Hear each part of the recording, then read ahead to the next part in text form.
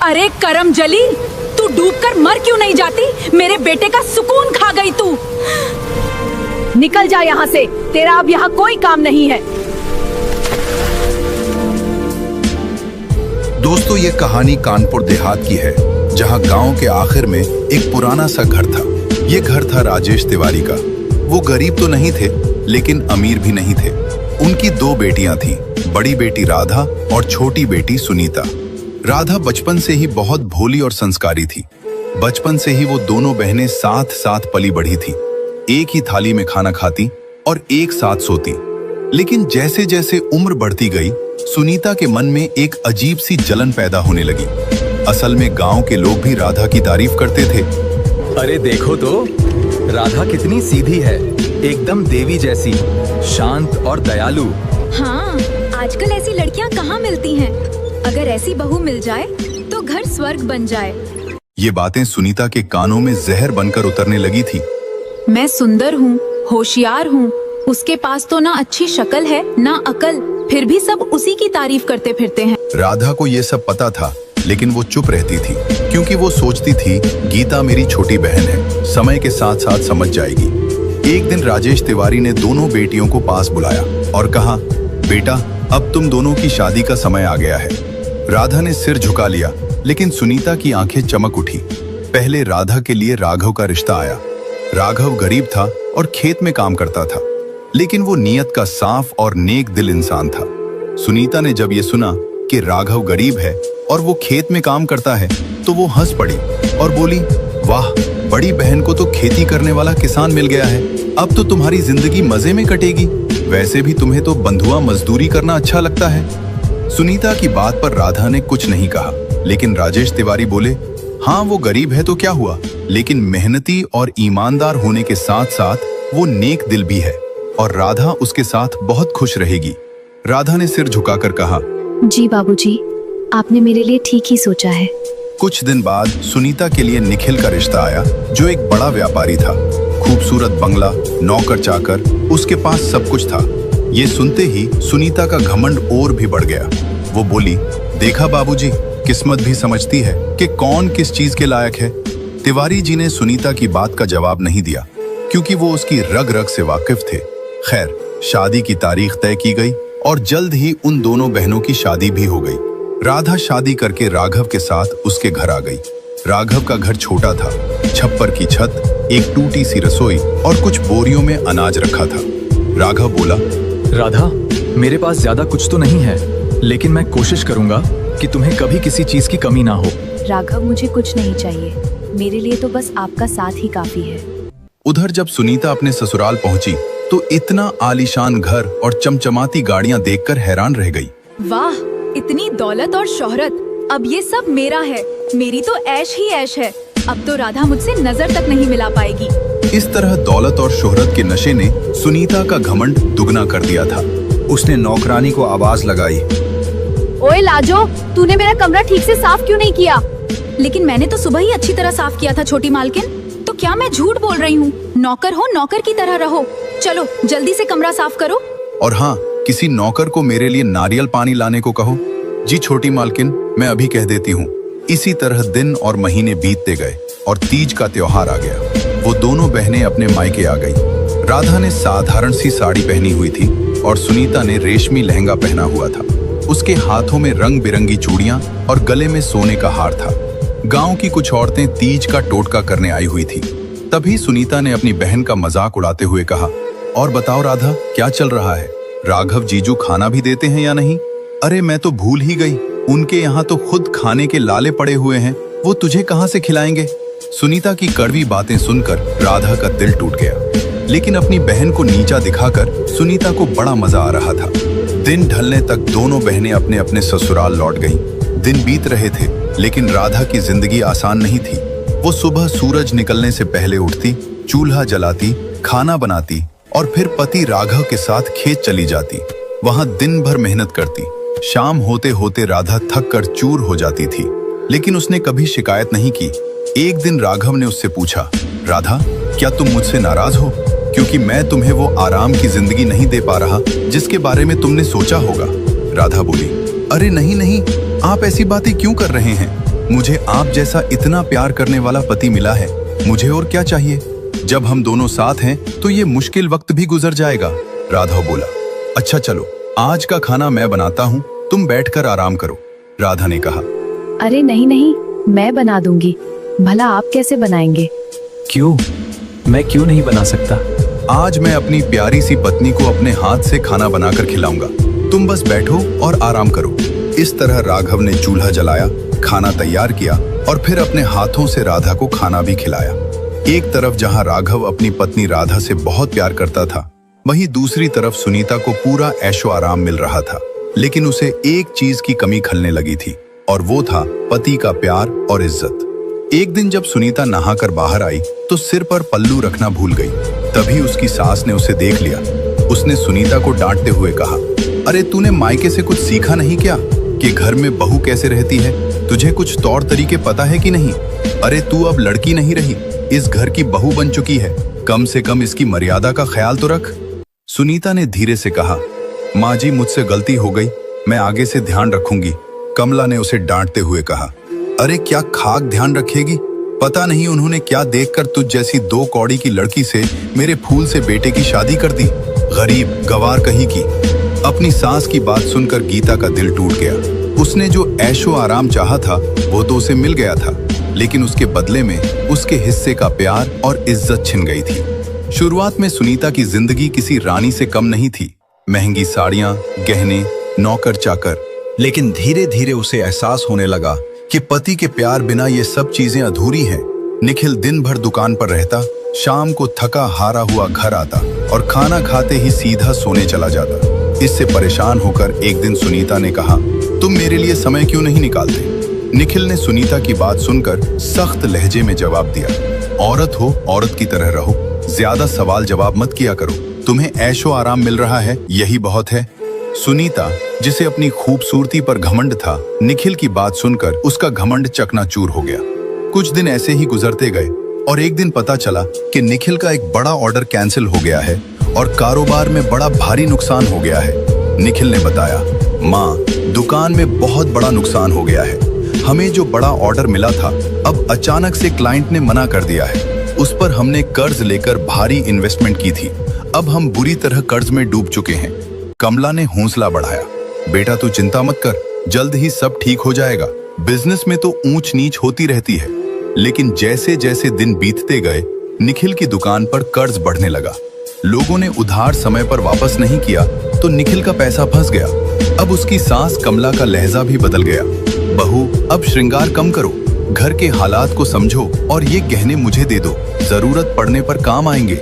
इस तरह सुनीता ने अपने सारे गहने उतारकर अपनी सास को दे दिए। जो सुनीता एक रानी की तरह रहती थी, अब उसके हालात अचानक से एक नौकरानी की तरह हो गए थे।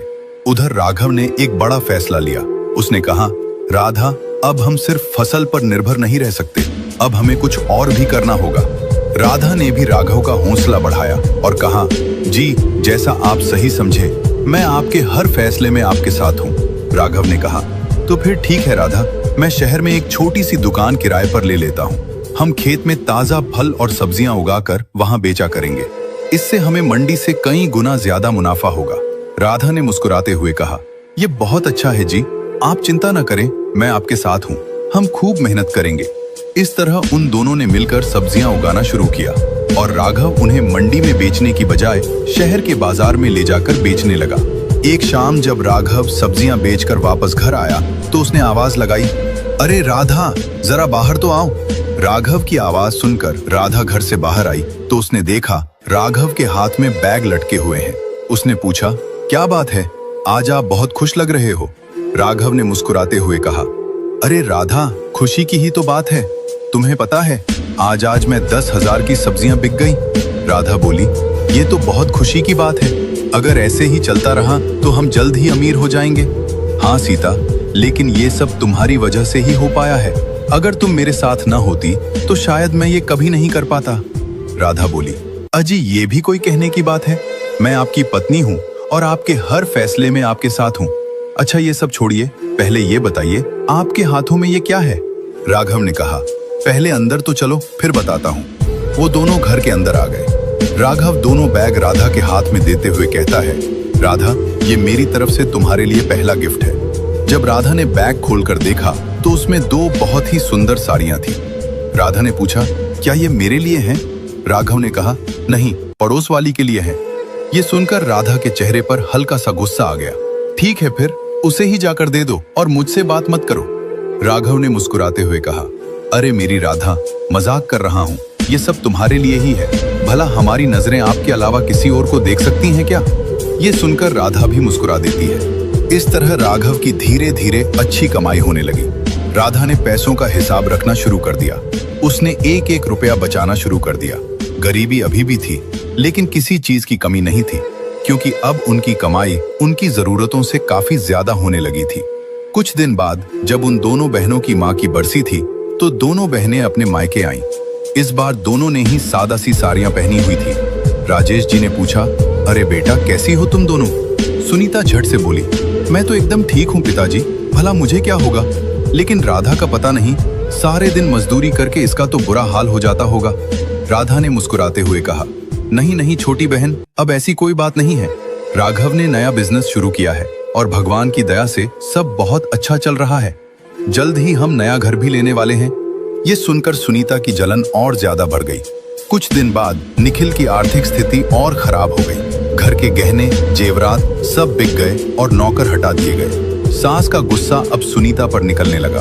वो दिन रात सुनीता को ताने मारने लगी। अरे कलमुही, तेरे मायके से कुछ मदद क्यों नहीं मांग लेती? अपने बाप से बोल कि अपने दामाद की थोड़ी मदद कर दे, ताकि तेरे पति की परेशानी थोड़ी कम हो जाए।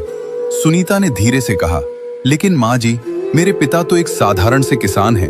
उनके पास कोई धन दौलत नहीं है और जो थोड़े बहुत पैसे उनके पास थे वो भी उन्होंने हमारी शादी में लगा दिए थे। वो कहाँ से हमारी मदद कर पाएंगे? सास बोली, हमने तुझसे निखिल की शादी करके बहुत बड़ी गलती कर दी। अगर किसी अच्छे खानदान में की होती तो आज कम से कम वो निखिल की मदद तो करते। ये सुनकर सुनीता को बहुत बड़ा धचका लगा। उसे महसूस हुआ कि जिस दौलत और शोहरत को देखकर उसे घमंड हो रहा था, वो सब उसे सिर्फ एक कुत्ते की तरह मिल रहा था। इस तरह उन दोनों बहनों की जिंदगी एक नया मोड़ ले रही थी। जहां राधा की जिंदगी खुशहाली की ओर बढ़ रही थी, वहीं दूसरी तरफ गीता की जिंदगी धीरे धीरे तबाही की ओर बढ़ती जा रही थी। एक रात जोर की बारिश हो रही थी। सुनीता रसोई के एक कोने में बैठी थी। रो रोकर उसकी आंखें सूजी हुई थी। पीछे से सास की आवाज उसके कानों में गूंज रही थी, अरे करमजली, तू डूबकर मर क्यों नहीं जाती? मेरे बेटे का सुकून खा गई तू। हमारे घर को बर्बाद करके रख दिया है तूने। न मायके से पैसा लाई, न किस्मत लाई, कुलक्षणी है तू। निखिल ये सब सुनता था लेकिन चुप रहता था। उसकी चुप्पी सुनीता के लिए सबसे बड़ा तमाचा थी। उसे ऐसा लगने लगा था जैसे उसका पूरा अस्तित्व ही मिट्टी में मिल गया है। अगली सुबह निखिल की दुकान पूरी तरह बंद हो गई। कर्जदार दरवाजे पर खड़े थे। अब घर बिकने की नौबत आ गई थी। सास ने घूरते हुए कहा, तू अपने मायके चली जा कुलटा, यहाँ अब तेरा कोई काम नहीं है। हमारे पास तुझे बिठाकर खिलाने के लिए पैसे नहीं है। अब सुनीता का घमंड पूरी तरह टूट चुका था। वो बिना कुछ कहे अपना सूटकेस लेकर रोते हुए मायके की तरफ निकल पड़ी। जब सुनीता अपने मायके पहुंची तो राजेश तिवारी उसे देखकर चौंक गए। बेटा सुनीता, क्या हुआ? तू अकेली क्यों आई है और तेरी आंखों में आंसू क्यों हैं? क्या हुआ मेरी बच्ची? अपने पिता की आवाज सुनते ही सुनीता फूट फूट कर रोने लगी। बाबूजी, मैं हार गई। उन्होंने मुझे घर से निकाल दिया है। उनके लिए मैं एक नौकरानी से ज्यादा कुछ नहीं थी। मैं बेघर हो गई पिताजी। अब मैं कहीं की नहीं रही। उन्होंने सुनीता का हौसला बढ़ाया और कहा, कोई बात नहीं मेरी बच्ची, तू रो मत, तेरा बाप अभी जिंदा है। चल तू अंदर चल। राजेश जी सुनीता को घर के अंदर ले गए, लेकिन सुनीता लगातार रोए जा रही थी। इसलिए राजेश जी ने अपनी बड़ी बेटी राधा को फोन किया। बेटी राधा, कैसी है तू? मैं ठीक हूँ पिताजी, आप कैसे हैं? आप मुझे ठीक नहीं लग रहे हैं, बताइए क्या हुआ? बेटी राधा, वो सुनीता को उसके ससुराल वालों ने घर से निकाल दिया है। उन्होंने उसे पूरी बात बताई। राधा ने कहा, आप चिंता मत कीजिए पिताजी, मैं अभी घर आती हूँ। जब राधा अपने मायके पहुंची तो रात हो चुकी थी। वो सीधी सुनीता के कमरे में गई। सुनीता दीवार के सहारे बैठी रो रही थी। राधा ने कहा, ओह, तो अब हमारी ताड़का इतनी कमजोर हो गई है कि हार मानकर रोने लगी। ये सुनकर सुनीता ने राधा की तरफ देखा। उसकी आंखों में लाचारी और पश्चाताप झलक रहा था। अचानक सुनीता उठी और राधा के पैरों में गिर पड़ी। बहन, मुझे माफ कर दे, मैंने तेरे साथ बहुत बुरा बर्ताव किया है। और शायद भगवान ने मुझे उसी की सजा दी है। सुनीता का ये रूप देखकर राधा हैरान रह गई। उसने आगे कहा, मैंने तुझे हमेशा नीचा दिखाने की कोशिश की, तेरी गरीबी का मजाक उड़ाया, लेकिन आज मैं खुद एक मजाक बनकर रह गई हूँ। मेरे साथ जो भी हुआ वो सब मेरे कर्मों का फल है जो मैं भुगत रही हूँ। राधा ने ढांढस बंधाते हुए कहा, रो मत मेरी गुड़िया, बहनें तो आपस में लड़ती हैं, झगड़ती हैं, लेकिन इसका मतलब ये नहीं कि हम एक दूसरे से अलग हैं या नफरत करते हैं। चल अब रोना बंद कर। सुनीता ने कहा, नहीं बहन, अब मुझे समझ आ गया है, इंसान पैसे से नहीं बल्कि अपने चरित्र और व्यवहार से अच्छा और बुरा कहलाता है। ये सुनकर राधा की आंखों में भी आंसू आ गए। उसने सुनीता को गले से लगा लिया और कहा, अरे पगली, बहनें माफी नहीं मांगती बल्कि एक दूसरे को संभालती हैं। चल अब रोना बंद कर, वरना मार खाएगी मुझसे। अगले दिन राधा ने राघव से बात की। राघव, मैं चाहती हूँ कि सुनीता भी हमारे साथ काम करे, इससे वो ये सब जल्दी भूल पाएगी और जिंदगी में आगे बढ़ पाएगी। राघव ने बिना कुछ पूछे कहा, ठीक है राधा, जैसा तुम चाहो कर सकती हो, आखिर सुनीता तुम्हारी बहन है तो वो मेरी भी बहन है। इस तरह सुनीता राघव और राधा के साथ खूब मेहनत से काम करने लगी। सुबह जल्दी उठना, खेत जाना, सब्जियों में पानी देना, सब्जियां तोड़ना और राघव के साथ शहर जाकर दुकान पर सब्जियां बेचना। सुनीता के हाथ छिल गए, कमर दर्द करने लगी और एक दिन परेशान होकर सुनीता ने रोते हुए कहा, राधा, ये सब करना मेरे बस की बात नहीं है, मुझसे नहीं हो पाएगा, मैं तुम्हारे जितनी मजबूत नहीं हूँ। राधा ने उसे समझाया और कहा, हिम्मत मत हार सुनीता, मैंने भी सीखा था, तू भी जल्दी ही सीख जाएगी और देखना एक दिन कामयाबी तेरे कदम जरूर चूमेगी। इसी तरह दिन बीतने लगे। सुनीता ने राघव और राधा के साथ काम करके कुछ पैसे इकट्ठे किए और खुद का एक रेस्टोरेंट खोलने का फैसला किया। राघव और राधा ने सुनीता का साथ दिया और फिर कुछ दिन बाद सुनीता और राधा ने मिलकर पार्टनरशिप में शहर में एक रेस्टोरेंट खोल लिया। रेस्टोरेंट बहुत अच्छा चलने लगा और जल्द ही सुनीता और राधा का नाम स्टार्टअप आइकन गर्ल्स के रूप में मशहूर हो गया। उसी दौरान निखिल राजेश तिवारी के घर आया। उसने नमस्ते किया और पूछा, सुनीता कहाँ है? उन्होंने गुस्से में कहा, अब तुझे सुनीता से क्या काम है? तूने उसे जो दुख दिया है, क्या वो काफी नहीं था जो तू फिर से जले पर नमक छिड़कने चला आया? निखिल ने उदास लहजे में कहा, ऐसा मत बोलिए पिताजी, मैं मानता हूँ मुझसे बहुत बड़ी गलती हुई है, लेकिन अब मैं सुनीता को वापस अपने साथ ले जाने आया हूँ। मैं उस समय इतना परेशान था कि क्या सही है और क्या गलत समझ ही नहीं पाया। उन्होंने कहा, बेटा, जो इंसान इतने दिन साथ रहने के बाद भी सही गलत को नहीं समझ पाया और मेरी बेटी को छोड़ दिया, भला उस इंसान के साथ मैं अपनी बेटी को दोबारा कैसे भेज सकता हूँ? तुम और तुम्हारी माँ ने मेरी बेटी को इंसान नहीं बल्कि कोई सामान समझकर घर से बाहर कर दिया था। निखिल ने शर्मिंदगी से कहा, मुझे अपनी गलती का एहसास है, मैं फिर कभी ऐसा नहीं करूंगा। निखिल बोल ही रहा था, तभी अचानक राधा और सुनीता भी वहां आ गई। राधा ने उससे पूछा, निखिल, तुम यहाँ क्या कर रहे हो? उसने कहा, मैं सुनीता को अपने साथ वापस ले जाना चाहता हूँ। राधा ने उसे घूरते हुए कहा, इतना सब करके भी तुम्हारा मन नहीं भरा कि तुम फिर से वापस आ गए? निखिल ने उसे डांटते हुए कहा, राधा, तुम बीच में मत बोलो, मैं सुनीता से बात कर रहा हूँ, तुम हमारे बीच मत आओ। निखिल की बात सुनकर सुनीता ने तीखे अंदाज में कहा, मिस्टर निखिल, तमीज में रहकर बात कीजिए, आप मेरी बड़ी बहन से बात कर रहे हैं और मुझे आप ये बताइए, आज अचानक आपको मेरी याद कैसे आ गई? वो बोला, सुनीता, मुझे अपनी गलती का एहसास हो गया है, इसलिए मैं तुम्हें वापस अपने साथ ले जाने आया हूँ। सुनीता ने उसकी आंखों में देखते हुए कहा, निखिल, मैं अच्छी तरह जानती हूँ तुम्हें, आज मेरे पास दौलत और शोहरत आ गई है तो अब तुम्हें मेरी याद आ गई? तुम सिर्फ लालची इंसान हो। निखिल ने उसे डांटते हुए कहा, अपनी हद में रहो सुनीता, इस तरह कहकर तुम मेरी बेइज्जती कर रही हो। निखिल, बेइज्जती उसकी की जाती है जिसकी कोई इज्जत हो, तुम जैसे लोगों की तो कोई इज्जत नहीं होती, इसलिए अब आप यहाँ से चले जाइए, वरना हमें धक्के देकर बाहर निकालना पड़ेगा। निखिल ने जाते हुए कहा, मैं तुम सबको देख लूंगा। सुनीता ने कहा, हाँ हाँ देख लेना, अब जा यहाँ से। इस तरह निखिल आग बबूला होकर वहां से चला गया। इसके बाद उन दोनों बहनों ने बहुत तरक्की की और फिर राधा और राघव ने मिलकर सुनीता के लिए एक बहुत अच्छा लड़का ढूंढा जिसका नाम अमित था। सुनीता की शादी अमित से हो गई और इस तरह वो दोनों बहनें खुशी खुशी रहने लगी। दोस्तों, इंसान की असली पहचान उसकी दौलत से नहीं, उसके व्यवहार और संस्कार से होती है। घमंड चाहे कितना भी बड़ा क्यों ना हो, वक्त उसे एक दिन जरूर तोड़ देता है। दौलत से सिर्फ सुविधाएं खरीदी जा सकती हैं, लेकिन सुकून और प्यार नहीं। मेहनत और सच्चे रिश्ते ही जिंदगी को असली मायनों में खूबसूरत बनाते हैं। जो दूसरों को छोटा समझता है, वक्त उसे उसकी औकात जरूर दिखा देता है। इसलिए हमेशा विनम्र रहो, क्योंकि यही इंसान को सच में बड़ा बनाता है। दोस्तों, अगर आपको ये कहानी पसंद आई हो तो इसे लाइक और शेयर करें। साथ ही हमारे चैनल को भी सब्सक्राइब कीजिए। मिलते हैं नेक्स्ट वीडियो में। तब तक के लिए जय हिंद।